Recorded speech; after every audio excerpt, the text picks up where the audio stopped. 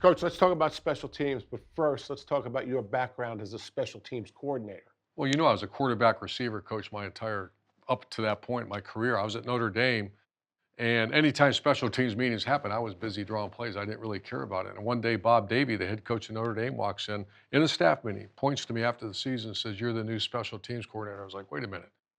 And so I went in his office afterwards. I said, "Coach, did you say I'm the special teams coordinator?" He said, "Yes." And I said, "Well, I don't know much about it." And he pointed right at me. He says, "Well, you better learn, and we better be great at it." From that point forward, I went on a mission. For a 4-month mission, I studied Mike Stock of Kansas City Chiefs, Brad Seeley of the Carolina Panthers, and the best of all time, Frank Beamer, the head coach of Virginia Tech. From that point forward, I've been a special teams coordinator the rest of my career. Of all the special teams, why are we talking about the punt block?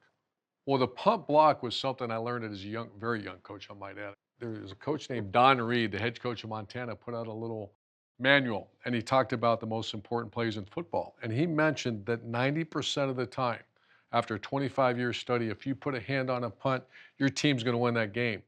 It's also the number one momentum changer of a game. Jerry, I would always tell our players this is the most scientific play in college football. Just think about this. As the ball snapped, the get off time is 2 seconds. The long snapper, there's always a trigger. You can see when he moves, or as you're going to see in video, you can see the PP or the guy calling the signal, his inflection. Block spot, it's almost always 9 yards deep. You have to know, obviously, a right or Right, left footed punter. right. And we had the orange dot. I want to focus our players not on the punter, but that orange dot or the block spot. As you said, that eliminates you running into punters. And number three, the block technique. This is critical. We did this over and over again. You need to be very low with your hands. You don't want to have high Right. hands, and your eyes got to be open. I would give them one opportunity in spring practice or one practice. After 2 or 3 times, if you kept turning your head, because that's a very courageous thing on a foot coming up to put your face on the ball. Now there's 3 ways to do it. One way is the most obvious: overload the man side. They have a certain amount of blockers, get the extra blocker. You skinny the backside. That means off the back edge, you cut the corner and get a hand on the ball. And then 2 through a gap. And that's almost always done with a twist. Let's focus on overloading the man side. The punter's a right-footed punter. He's going to punt off the right side, so the man side is to the right.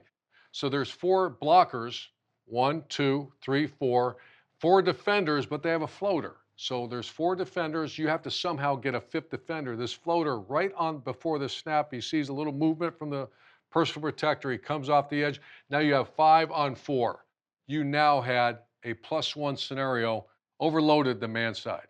Coach, let's take a look at this in the film room, and let's take a look at skinny and two through a gap in the film room. Okay, quick review. The number one way to go block a punt is sheer numbers. Overload the man side. There's a man side and a zone side. This is Illinois at Purdue a few weeks ago from scouting report, and you can see the punter's offset too, so they know this is the side the punt's going to take place. Right. And that's always the man side. So you have one, two blockers up front. You have 2 guys in the shield, we call that. On defense or on the punt rush team, you have 4. This is a floater. He's going to simply overload the man side. I want you to watch here. This is the shield or the PP, personal protector. He's the person giving the cadence. For example, whatever the call is, set. That means they're getting ready to snap the ball. He's talking to his group, but he's talking to long snapper. This is so well coached. This guy is watching the inflection. You can actually see this on videotape. He moves when he says set. Right. Boom. As he moved, you saw number 47 come up, create an overload situation. They now have what? They have 5 rushers and 4 blockers. Well done. This is Penn State 2017. I still get nervous watching this. We're losing at home.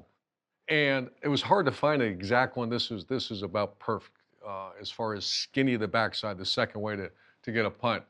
The front side of the punt is here. We knew it from game planning. You can also tell the way the punter's lined up. He's a little bit to his left.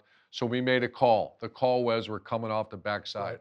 This is also Denzel Ward. Remember the science involved in coming off the backside. The ball is snapped and punted in 1.9 to 2.0 seconds. That means this cat better be fast and he better be technique right on it. Technique is he has to understand and practice this over the amount of times that we practice this over and over again, because he's got to trust that the end player is going to zone down in that Right. C gap. Right. And he has to, we say, run through smoke. It's also one of the fastest players in college football. Perfect technique and game changer. Well done. All right, Jerry, you know I had to sneak this in here, but this was 2018, and the game is very close at this point. But I want to really take a look at Chris Olave, as we discussed on the board. The third way to get home on a punt is two through a gap. And how do you do that? Normally speaking, you twist them. The problem with twisting them, it takes 1.9 seconds, 2.0 to get there. So guess what that twister better be? Fast. Fast. Fast. That's Chris Olave, but everybody's got an obligation. We're going to run two through the backside A gap right here. And everybody's got a responsibility, and that guy's got to get home now. You can see when the ball moves, there's no wasted movement. Run right off the blockers and get a hand on the ball. I've heard loud stadiums before, Jerry. This is the loudest I've ever heard Ohio Stadium. Denzel Ward and Chris Olave, two of your best players on special teams. You knew you had a really good team, really good culture, and people were begging to do this for your team. Well, it certainly worked.